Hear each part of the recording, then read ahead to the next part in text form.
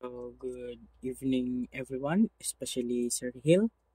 My name is Lian Harvey D. Sigorola. I'm from BSCA 2C, and today I'm going to discuss three topics from Customs Memorandum Order or the CMO 3 2022. So the first one is Section 2, Administrative Provisions. Next is Section 10, 11, and 12 that I only need to identify the specific documents being used and its purpose. And lastly is Section 18, Suspension and Closure of CBW. So in Section 2, Administrative Provisions, the main rules for handling and managing goods within Customs Bonded Warehouse or CBWs are laid out in these administrative provisions. So Section 2 establishes the core administrative rules for customs bonded warehouses, ensuring for accountability and control over bonded goods. Goods transferring to a CBW, whether covered by a warehouse goods declaration or WUSAD, or a goods declaration for transit or TSAD, must undergo mandatory non-intrusive inspection. They can only be physically examined if there's specific concern. Ang non-intrusive inspection ay ang halimbawa when the container van full of imported fabric arrive at port, di na kailangan buksan agad ang lahat ng mga karton. Karaniwan, pinapa-x-ray lang nila para mahibalaan nila pag walay alert o hinala ang x-ray. Bonded goods except perishables which have a 3-month limit. Example of perishable items are mga fresh meat, mga poultry, mga isda, mga dairy products, milk, mga cheese, etc. Kaya naa sila sa 3 months limit, and goods remain in warehousing can generally stay in the warehouse for a maximum period of 1 year from arrival. Only specific raw materials in a specific volume for manufacturing are allowed to be imported, while finished goods are generally prohibited or pinababawal o hindi pinahintulutan from being imported for warehousing. And ngano? Because customs bonded warehouses or CBWs are designed to support for manufacturing for export. Ang ginaalaw lang nila kay raw materials to ensure that the goods are processed locally to add value, and it prevents businesses from using the tax-free status as a loophole to simply store and sell finished foreign-made goods in the domestic market without paying import duties. Kaya mga raw materials ang gina-allowed nila kay para siguro nga ang mga produkto nga ginaproseso pa dinhi aron makadungag sad og value. So withdrawal of raw materials for local sales or mga domestic consumption is strictly limited. Generally dili siya mag-exceed into 30% of the total volume for the year, and requires district collector approval. Tanan man dapat na ayon sa approval ni district collector. And di dapat molampas og 30% kabuang dami para sa taon. Ito nangailangan pa ng approval sa district collector as usual.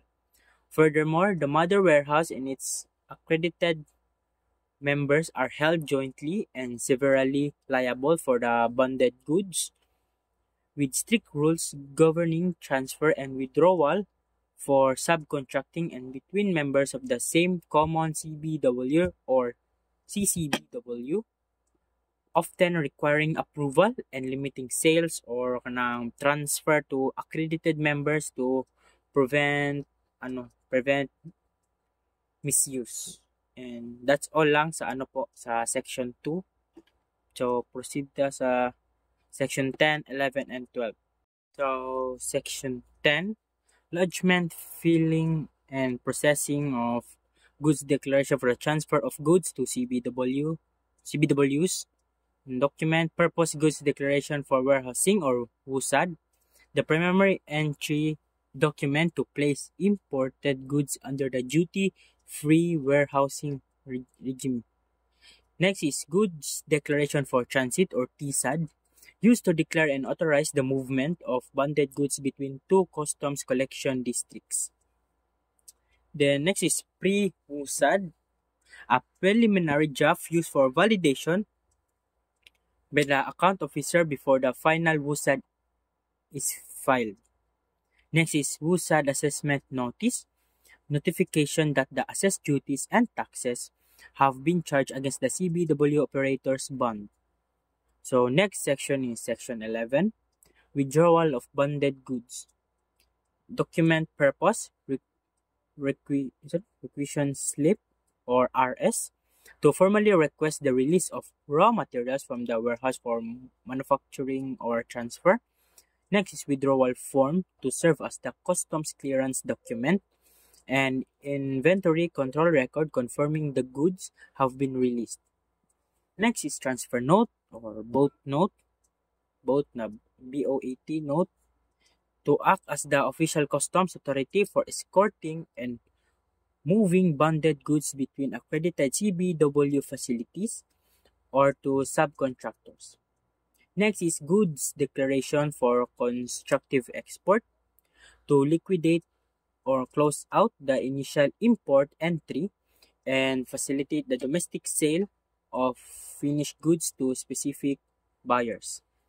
Next is customs EPZA warehousing entry or the CEWE, to serve as the required customs document when transferring bonded goods to a PEZA free zone locator.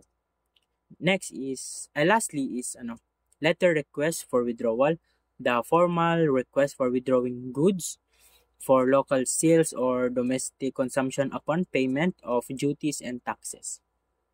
So next is section 12, direct exportation of bonded goods. So purpose, goods declaration for export EDSAD, the primary declaration to formally lodge the finished goods for actual exportation. Certificate of identification or CI, to certify that the finished goods were manufactured using the imported bonded raw materials, which is crucial for liquidation and bond cancellation. Approved export DECLA.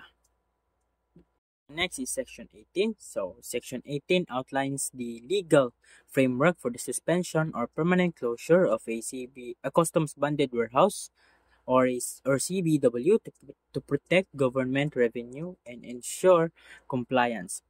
So the district collector may issue a closure order on various grounds, including the operator's own request to stop operations, the failure to renew the operating license, or having no importations or exportations for a continuous period of 1 year. Furthermore, violations such as not filing the required requisition slip or withdrawal form, misusing the CBW for illegal activities, or diverting bonded goods are also causes for closure. Upon issuance of a closure order, the CBW operator must immediately respond, and the BCC's operating division conducts a physical inventory of all bonded materials. All these goods are then turned over to the custody of the BOC or Bureau of Customs to secure the outstanding duties and taxes. Although the CBW operator remains responsible for securing the goods, importantly, the closure of the CBW does not absolve the operator or its members from any prior or existing financial liabilities or outstanding accounts.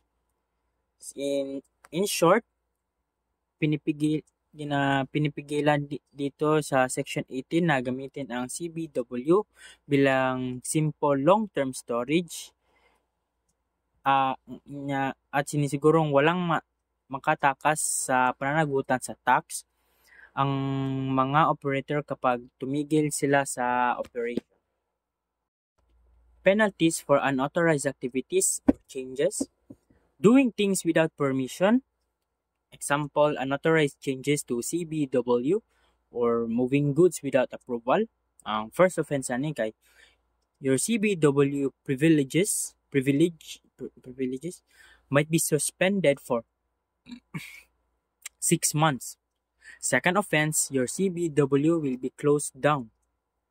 And penalties for late filing or expired permits is late renewal of your authority to operate or ATO. 1 to 30 days late, you'll pay 100,000. And 31 to 60 days late, you'll pay 200,000 pesos. Over 60 days later, your privileges as a CBW operator will be suspended and you'll pay to 250,000 pesos. Late payment for expired storage, 1 to 30 days after expiration is 10,000 per entry. 31 to 60 days after expiration is 20,000 pesos per entry. Over 60 days after expiration, the goods will be considered abandoned. So, penalties for good-related violations, illegal diversion of goods, or moving goods from a CBW to a free zone without proper taxes or duties. First offense, you pay the duties or taxes plus a 50% surcharge. If you can't pay, your CBW privileges are suspended for 6 months. Second offense, same as the first offense, but your CBW is closed. Selling or disposing of goods stored in the CBW illegally. First offense, you pay the duties or taxes plus a 50% surcharge.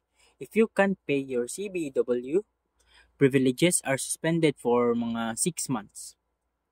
Second offense, same as first offense, but your CBW is closed. Withdrawing goods but committing fraud. First offense, you pay the unpaid duties or taxes, customs fees, plus your CBW is closed.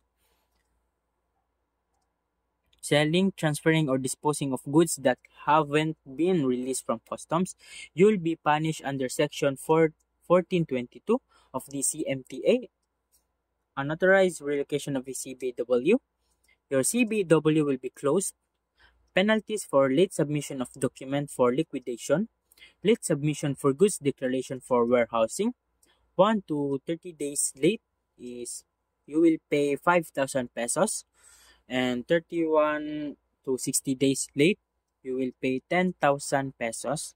61 to 90 days late, you will pay 15,000 pesos. Over 90 days late, you will pay 20,000 pesos plus the penal amount of your bond. Next is late submission for declaration of warehousing bonds. 31 to 60 days late is 5,000 or 2% of the bond, whichever is higher. 61 to 90 days late is 10,000 pesos or 5% of the bond, whichever is high. Over 90 days late, 15,000 pesos plus 10% of the bond. Other violations is illegal removing merchandise or baggage. Anyone who does this without authorization will be punished under Section 1422 of the CMTA. Breach of importation by a surety company. The Bureau of Customs may file a report against the surety company for breaking their bond or not fulfilling their obligations. Next is general violations. Any delinquency not specifically mentioned will be subject to penalties in Section 1430 in the CMTA. Criminal and other administrative liabilities. Penalties in this CAO do not stop other criminal or administrative charges against those who commit crimes under CMTAs and other laws.